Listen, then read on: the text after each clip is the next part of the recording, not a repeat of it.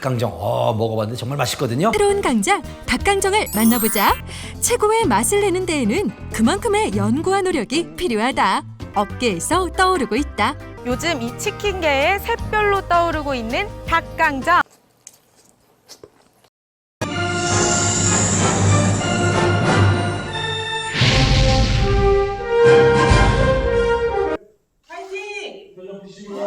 다음은 의사일정 제4하 2020년도 예산안 제출에 따른 시정연설의 건을 상정합니다. 자유한국당 대표 윤병권 의원입니다. 기해는 황금돼지에 그래서 연초부터 설레고 희망찼던 올 한해도 이제 한 달 남짓 남았습니다. 황금돼지에 여러분 모두 복을 많이 받으셨는지 모르겠습니다. 묵묵하게 부천시 발전과 시민의 행복을 위해 노력해 주신 장덕천 시장님을 비롯한 공직자 여러분과 김동효 의장님을 비롯한 여러 선배 동료 의원 여러분께 감사의 말씀을 드립니다. 시민의 행복을 위해 남은 기간도 최선을 다해 주실 것을 당부드립니다. 기대가 컸던 만큼 실망도 컸던 것일까요? 올 한해는 유난히도 정치, 경제, 사회적으로 희망보다는 실망을, 우수보다는 짜증을 유발하는 한 해였던 것 같습니다. 상대적 박탈감과 미래에 대한 불확실성으로 젊은이들의 한숨소리는 더욱 커졌고 태풍 피해 등 자연재해도 잦았던 한 해였던 것 같습니다. 그만큼 우리 시민들도 힘들고 지치고 피로도가 많이 쌓였던 그런 한 해가 되지 않았나 생각해 봅니다. 국가적으로는 중국의 사드 보복이 계속되고 있고 일본은 새로운 무역 보복을 시작했으며 우리는 지소미아 종료를 선언했습니다. 북한은 미사일을 계속 발사하며 우리 국민을 위협하고 있고 미국은 주한미군 주둔비를 5배 인상을 요구하고 있습니다. 경제는 추락하고 있고 서민들은 못 살겠다고 아우성입니다. 이러한 국제정세 속에서 우리 정부는 단결된 모습을 보여주지 못하고 좌우로 나뉘어 국론이 분열된 안타까운 상황이 계속되고 있습니다. 이를 지켜보는 우리 국민들의 마음은 참으로 착잡하고 불확실성의 미래에 대한 걱정이 앞설 수밖에 없습니다.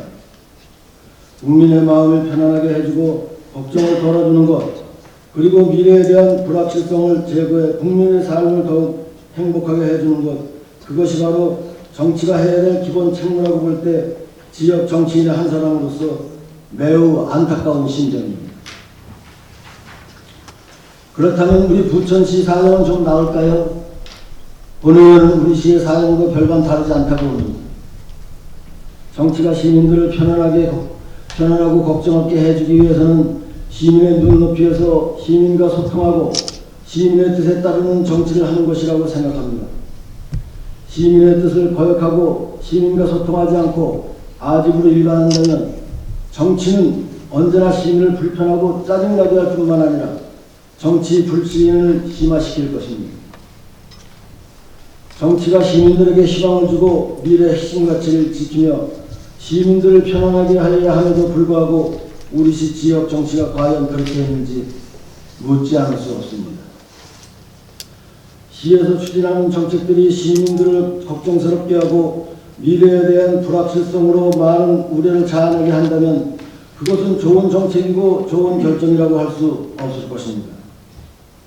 시민이 아니라고 하면 아무리 좋은 정책을 처리하는 것도 마땅하고 시민에게 권리를 위탁받은 정치인의 도리라고 생각합니다. 그러나 시 집행부에서는 소통하려고 하지 않았습니다. 부천시 미래를 결정할 중요 사업과 정책들이 비밀리에 결정되고 추진되는 것을 보면서 많은 시민들은 부천의 미래를 걱정하고 우려의 목소리를 내고 있습니다.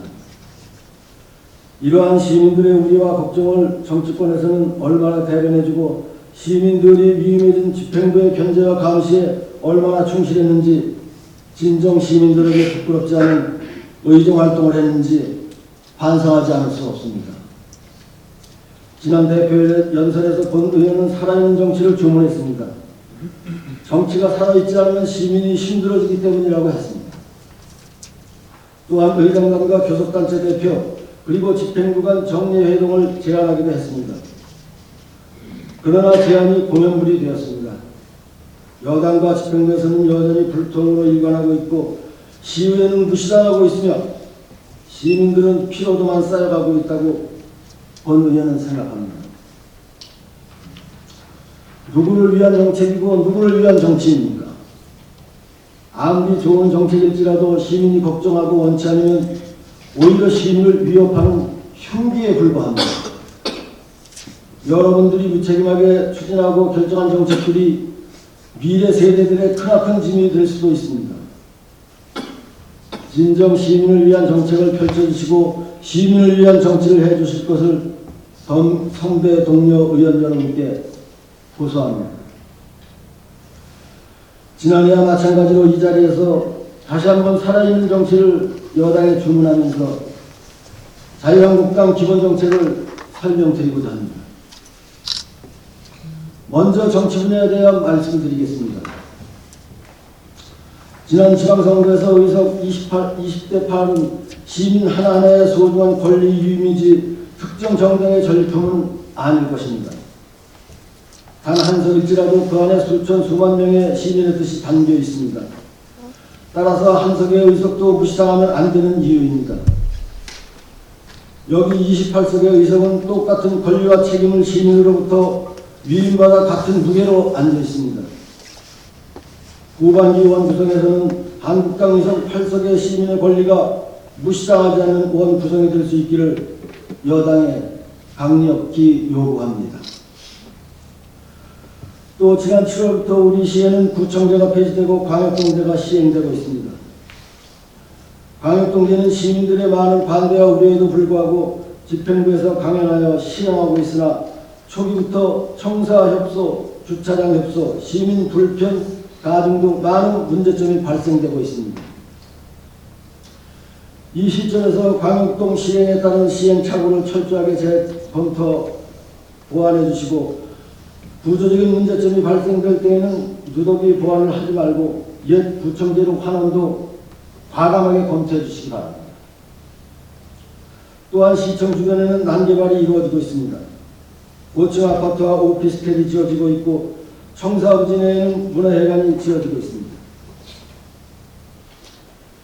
시청사는 빌딩 수에 갖춰 숨쉬기조차 어려울 지경이고 시청산에 부족한 사무실은 인근 고층 아파트 상간에 입주시킬 계획을 세우고 있습니다. 이곳이 전국 최초 최고를 지향하는 부천시 역량에 맞는 정책입니까?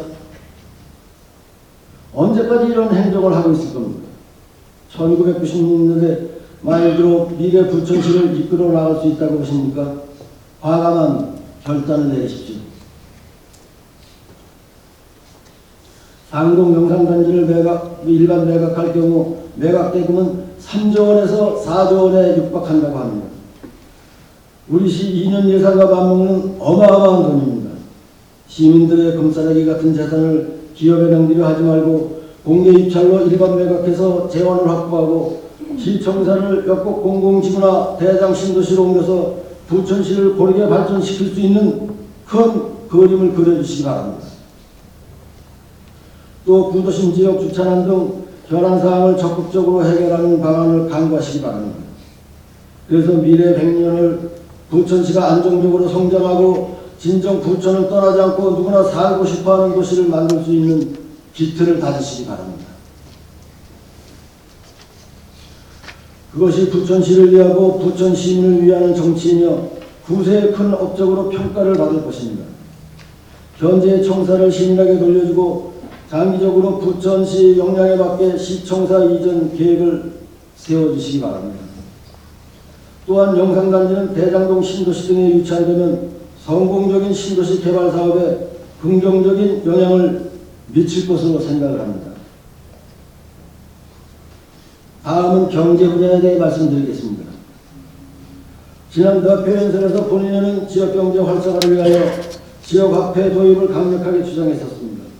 다행히도 집행부에서 지역화폐를 신속하게 도입해서 현재 안정적으로 운영되고 있는 것으로 알고 있습니다.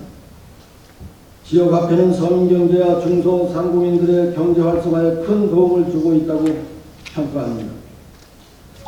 앞으로 더 많은 사업을 발굴하여 우리시 경제활동의 근간을 이루고 있는 서민경제와 중소상공인들의 경제 활성화에 마중물 역할을 할 수 있도록 지역 화폐 보급을 확대해 주시기 바랍니다.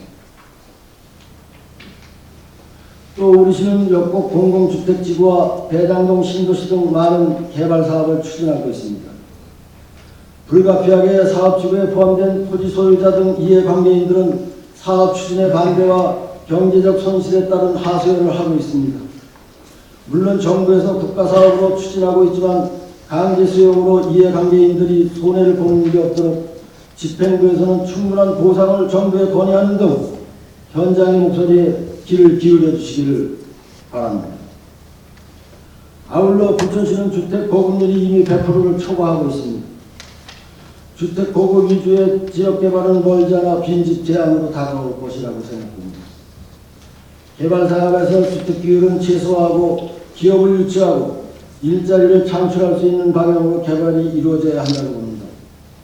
보험 용지를 충분히 확보하고 중견기업 유치의 모든 역량을 집중해 주시기 바랍니다. 또한 영상단지의 주택 공급은 맞지 않다고 봅니다. 상식적으로 5,000세대가 넘는 주택단지 속에 영상단지가 활성화될 리가 없습니다. 예를 들어 영상단지에 많은 관광객이 찾아오고 각종 행사로 소음이 유발된다면 주택단지에서 민원을 제기하게 될 것이고 그 민원이 지속적이고 고질적으로 진행된다면 어떻게 감당할 겁니까? 잦은 민원 발생과 고질적인 민원이 발생될 경우 영상단지 내 기업들은 제대로 기업 활동을 할 수 없을 것이고 마음대로 기업 활동을 할 수 없을 땐 기업들은 미련 없이 영상단지를 떠나게 될 것입니다. 또 과도한 주택 보급은 향후 부천시 재정에 막대한 부담만 가중시킬 뿐 부천시 발전에 필요한 세수 확대나 관광객 유치에는 절대 불필요한 요소입니다. 영상단지는 영상단지답게 단지 내에는 영상문화, 위랑, 먹거리 등 종합적인 관광산업 인프라를 구축해서 많은 기업과 관광객을 유치하여야 된다고 봅니다. 그러기 위해서는 주택 공급은 완전 배제하고 싱가포르 연수에서 보았듯이 가든스베이 같은 랜드마크 시설이나 마리나보다도 더 흥미로운 호텔로 랜드마크를 고민해야 된다고 봅니다. 그렇지 않고 시민과 협의되지도 않은 개발로 시민의 금싸려기 재산을 헐값에 기업에 넘기는 덧구른 영상단지 개발은 집행부에서 시간을 가지고 더 깊은 고민이 있기를 바라겠습니다. 끝으로 사회 분야에 대해 말씀드리겠습니다. 명품 도시가 되기 위해서는 많은 조건이 있겠지만 무엇보다도 중요한 것은 도시 안전과 편리한 교통 체계라고 생각합니다. 도시 안전에는 범죄로부터 안전과 도로 교통에서의 안전을 들 수 있을 것입니다. 우리 시가 가장 선진화되어 있다고 하는 CCTV 체계를 업그레이드하고 사각지대를 해소하여 범죄 없는 도시를 만들어 주시기 바랍니다. 또 도로 안전에 대한 체계적 점검과 관리로 교통사고 없는 도시, 거리가 깨끗한 명품 도시를 만들어 주시기 바랍니다. 또한 편리한 교통체계로 철도와 버스의 환승 노선을 강화해 주시고 버스 노선의 직선화로 대중교통의 편리성을 확보해 주시기 바랍니다. 또 우리 시에서 수차례 반대 의견을 피력했던 서울 광명 민자 고속도로 동부천 IC 설치는 반대합니다. 집행부에서는 동부천 IC가 신설될 경우 인근의 학교, 정수시설, 교통체증 등 다양한 피해 시나리오를 면밀하게 검토하여 대응하여 주시기 바랍니다. 그리고 대장동 신도시에 SBRT라는 슈퍼 급행버스 노선을 신설하겠다고 발표했는데 도시 면적이 좁은 도시에 SBRT는 또 다른 단절구역을 만들 뿐 우리 시 현실에 맞지 않는 교통체계라고 봅니다. SBRT를 대신하여 우리 시 신교통체계로 트램 도입을 적극 검토해 주시기 바랍니다. 대장동과 항상 단지를 기점으로 동서남북을 트램으로 연결할 경우 교통명품 도시가 될 거라고 봅니다. 신교통체계인 트램을 미래 교통계획에 반영하여 적극 검토해 주시기 바랍니다. 아울러 구도심 지역 주차난 해소에도 적극 행동을 펼쳐주실 것을 주문합니다. 구도심 지역 주차난은 어제 오늘의 문제가 아닙니다. 이웃 간 다툼은 물론 큰 사회 문제가 되어가고 있습니다.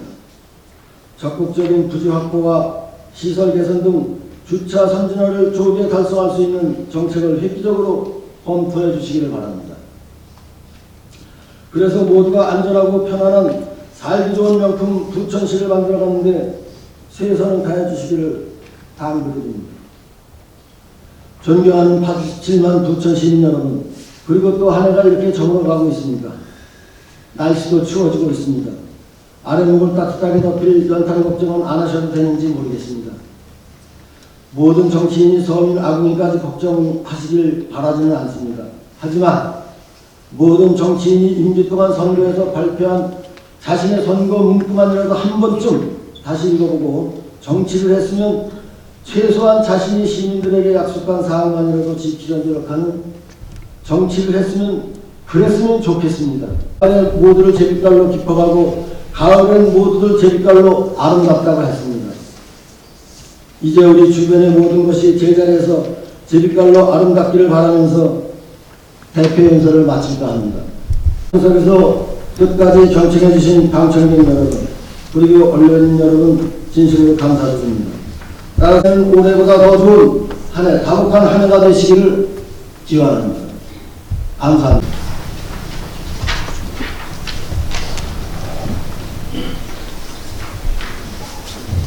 년도 예산안과 기금운영 계획안을 내부해드린 자료에 설명드리고 이어서 중기 재정 계획을 보고드리도록 하겠습니다. 내부해드린 시정연설 자료 25쪽입니다.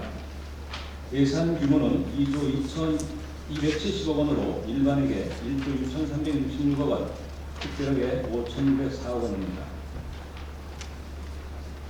26쪽입니다. 일반에게 세입 규모는 1조 6,366억 원으로 세목별로는 지방세 수입이 4,294억 원, 세액 수입 771억 원, 지방교부세 1,934억 원, 조정교부분 1,519억 원, 국도비 보조금 6,459억 원이며 보전 수입과 내부거래 1,395억 원입니다. 27쪽입니다. 공기업 특별에게 세입 규모는 3,454억 원이며 상수도 사업이 986억 원, 하수도 사업은 2,464억 원입니다. 28쪽입니다. 기타 특별에게 세입 규모는 총 2,450억 원이며 공유상관리 648억 원, 의료급여기금 87억 원, 기초생활보장 22억 원, 장기미집행 7억 원, 교통사업 698억 원, 철도건설사업 104억 원, 폐기물 처리시설 56억 원, 도시대전비 13억 원, 도시개발 217억 원, 기반시설 설치 40억 원, 문화시설 관리 272억 원, 도시재생 286억 원입니다. 30쪽입니다. 일반에게 세출 규모는 1조 6,366억 원입니다. 정리별 세출 예산은 인건비 2,068억 원, 물건비 1,013억 원, 경상이전 1조 1,364억 원, 자본지출 1,114억 원, 융자 및 출자 90억 원, 내부거래 535억 원, 예비 및 기타 121억 원입니다. 31조입니다. 기능별 세출 예산은 일반 공공행정 645억 원, 교육분야 527억 원, 문화 및 관광 1,276억 원이며 환경 1,304억 원, 사회복지 7,893억 원, 교통 및 물류 865억 원, 국토 및 지역개발 519원 등입니다. 32쪽부터 37쪽까지는 일반회계 분야별 주요 사업 내역은 유의무를 참고해 주시기 바랍니다. 다음은 38쪽 공기업 특별회계입니다. 세출 규모는 3,454억 원으로 인건비 135억 원, 운영경비 530억 원, 경상이전 233억 원, 자본지출 1,419억 원, 내부거래 890억 원, 예비 및 기타 247억 원입니다. 39쪽과 40쪽 공기업 특별회계 주요 사업은 유인물을 참고해 주시기 바랍니다. 다음은 41쪽 기타 특별회계입니다. 세출 규모는 2,450억 원으로 인건비 24억 원, 물건비 44억 원, 경상이전 434억 원, 자본지출 1,757억 원, 융자 및 출자 2억 원, 예비금 및 기타 189억 원입니다. 42쪽부터 53쪽까지는 기타 특별회계 주요사업과 회계별 주요사업 주소는 유일무로 참고해 주시기 바랍니다. 이어서 2020년도 기금운용계획안을 설명드리도록 하겠습니다. 자료 55쪽입니다. 기금운용계획안은 지방자치단체 기금관리기본법 제8조 규정에 의하여 수립하였습니다. 2020년부터 아동복지기금과 남북교류협력기금이 폐지됨으로써 우리시 기금은 11개로 재난관리기금과 부대 이전 및 부지개발 사업기금을 제외한 8개 기금을 통합관리기금에서 관리하고 있습니다. 59조 기금운용 계획을 참고해 주시기 바랍니다. 60조 기금운용 총괄계획입니다. 수입 및 지출 계획은 각각 805억 원으로 수입은 전입금 4억 원, 식품진흥기금 등 보조금 13억 원, 자활기금의 융자해수금 8천만 원, 이자 수입 17억 원, 부대 이전 및 부지개발 사업기금 수입은 전액 민간 부담액이며 기타 수입으로 편성하였습니다. 61조 지출계획입니다. 총 11개 기금 중 통합관리기금을 제외한 10개의 기금에 비융자성 사업비 355억 원, 자활기업 융자금 등 융자성 사업비 3억 원, 식품진흥기금에 인력운영비 1억 원, 기타 지출에 식품진흥기금에 과징금, 도비수분 등 2억 원입니다. 62조 각 기금별 조성규모입니다. 2019년 말 조성액은 786억 원이며 2020년도 수입 284억 원, 지출은 361억 원으로서 2020년 말 규모는 2019년도 대비 77억 원이 감소한 709억 원이 되겠습니다. 이어서 2020년부터 2024년 중기지방재정계획에 대해서 보고드리도록 하겠습니다. 먼저 중기지방재정계획은 지방재정법 제33조에 따라 2020년부터 2024년까지 세입전망과 투자수를 예측하여 지방재정을 계획적으로 운영해 나가기 위한 5년간의 연동화 계획으로 한정된 재원법 내에서 투자 수에 맞게 예산을 적정하게 반영하여 사업을 원활히 추진하기 위함입니다. 이번 계획은 일반 회계와 14개의 특별회계, 11개의 기금에 대해서 수립을 하였습니다. 세부사업계획서 작성 대상은 총 사업비 20억 원 이상, 행사성 경비 1억 원 이상 사업으로 총 436건에 8조 7,389억원이며 이 중 신규 투자 사업은 44건 5,788억 원이 되겠습니다.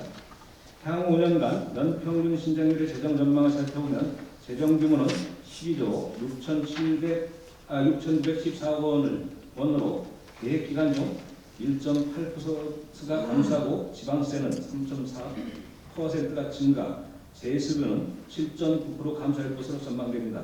세출은 경상 지출이 7.4% 증가하고 투자 사업 수요는 5% 감소할 것으로 예상됩니다. 계획 기간 중 분야별 투자 현황을 살펴보면 사회복지 분야가 118건 3조 7,113억 원, 43.5%로 가장 큰 비중을 차지하며 사회복지 분야는 기초연금, 영유아 고용료, 아동수당, 통합돌봄 등으로 지속적인 증가세를 보일 것으로 전망됩니다. 그 다음으로 환경 분야가 13.8%로 교통 및 물류 분야가 12%, 국토 및 지역개발 분야가 9.9% 순으로 나타났습니다. 앞으로 재정 확충을 위한 내부 재원 확보를 더욱 강화하고 시정 전반에 대한 저비용 구조 전환과 효율적인 재정 운영이 되도록 노력하겠습니다. 이상 보고를 마치며 보다 자세한 내용은 위원님께 배부드릴 중기지방재정계획 책자를 참고해 주시기 바라며 이상으로 2020년도 일반 특별회계 예산과 기금 운용계획안, 중기지방재정계획안을 보고드렸습니다. 2020년도 예산은 중앙정부의 정책 규제에 발맞추어서 최대한 확장적으로 편성을 하였습니다. 시민 모두가 건강하고 아름다운 삶을 영위하실 수 있도록 생활 SOC 사업 등 일상생활과 밀접한 인프라를 최대한 조성하고 어려운 경제 상황으로 청년 및 소상공인과 기업인들의 어려움을 조금이나마 덜어드리기 위해 창업 지원, 일자리 창출과 경영 지원 등 서민생활 부분도 꼼꼼하게 살펴보고 확인하여 예산에 반영을 하였습니다. 의원님들을 깊은 이해 속에서 2020년도 예산안을 원하는 대로 가결해 주실 것을 당부드리면서 보고를 마치도록 하겠습니다. 감사합니다.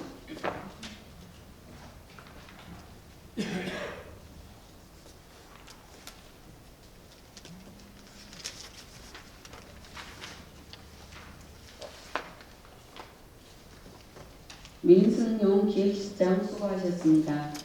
2020년도 예산안과 기금운용계획안은 부천시의회 회의규칙 제53조의 규정에 따라 소관상임위원회에서 예비심사를 하고 예산결산특별위원회에서 종합심사를 하도록 하겠습니다. 따라서 각 상임위원회에서는 2020년도 예산안과 기금운용계획안에 대한 예비심사 결과를 12월 5일까지 보고해 주시기 바랍니다. 상임위원회의 예비심사 결과를 바탕으로 오늘 구성할 예산결산특별위원회에서 12월 6일부터 12월 11일까지 종합심사가 있겠습니다. 그러면 2020년도 예산안과 기금운용계획안 그리고 2019년도 제3회 추가 경정 예산안 등을 종합심사하게 될 예산결산특별위원회를 구성하도록 하겠습니다. 의사일정 제8항 예산결산특별위원회 구성의 건을 상정합니다. 예산결산특별위원회 위원 추천은 각 상임위원회에 협의한 결과 각 상임위원회별 3분씩 총 9분을 추천해 주셨습니다. 따라서 각 위원회에서 추천해 주신 바와 같이 재정문화위원회 권유경 의원, 광래경 의원, 양정숙 의원, 행정복지위원회 강병일 의원, 김한석 의원, 부정자 의원, 도시교통위원회 박명희 의원, 이학한 의원, 김주상 의원 이상 9명으로 예산결산특별위원회를 구성하고자 합니다. 의원 여러분 이해 없으십니까? 네. 이의 없으므로 가결을 선포합니다. 예산결산특별위원회에서는 위원장 간사 선임에 대하여 11월 28일까지 보고해 주시고 2020년도 예산안과 기금운용계획안, 2019년도 제3회 추가 경정 예산안 등에 대한 종합심사 결과를 12월 11일까지 보고해 주시기 바랍니다. 이상으로 오늘의 의사일정을 모두 마치고 휴회 결의를 하고자 합니다. 11월 22일부터 11월 28일까지 7일간은 안건 처리 등 원활한 위원회 활동을 위하여 본회의를 휴회하고자 하는데 의원 여러분 이해 없으십니까? 네. 이해 없으므로 가결을 선포합니다.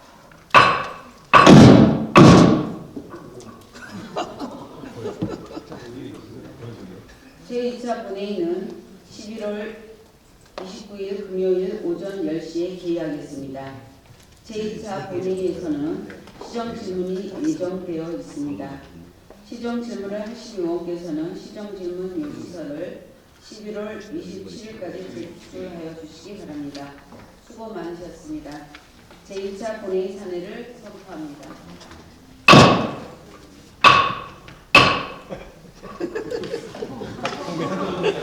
네, 의원님들께 안내 말씀드리겠습니다. 이어서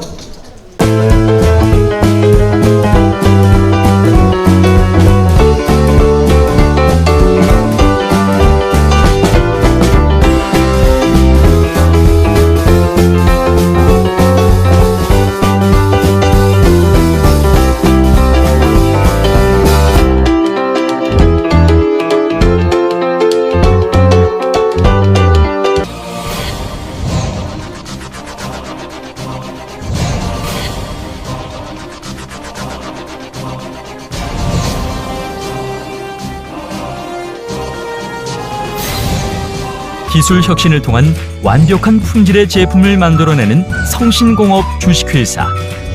어디에 있어도 성신공업의 기술력은 빛이 납니다. 고객사의 성공을 위해 새로운 미래를 창출하는 기업. 성신공업 주식회사.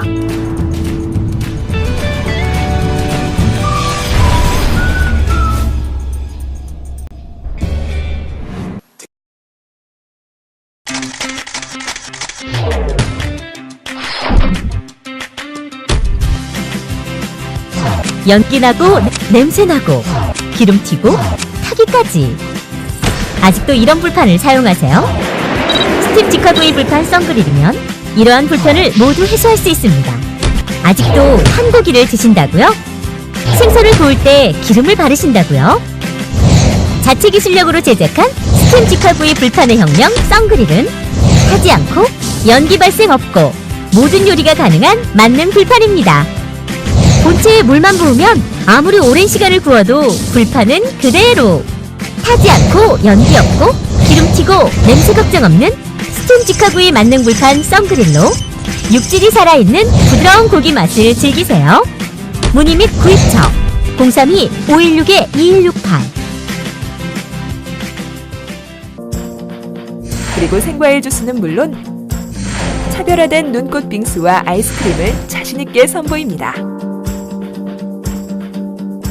고급 커피점의 베스코, 고급 브런치의 베스코, 최고의 고객 만족도 베스코. 실속 있는 가격으로 고객 감동을 실현하겠습니다. 상담 문의 010-5216-7284. 단순한 시공회사로서의 사업 기반 확대에 그치지 않고 지속적인 기술 개발과 자연 친화적 첨단 공법으로 주거 공간을 만들어가는 종합 건설 회사 웅진건설. 웅진건설은 고객의 내일을 만들어갑니다. 웅진건설은 고객 감동을 실현합니다. 고객의 가치를 높이는 기업 웅진건설.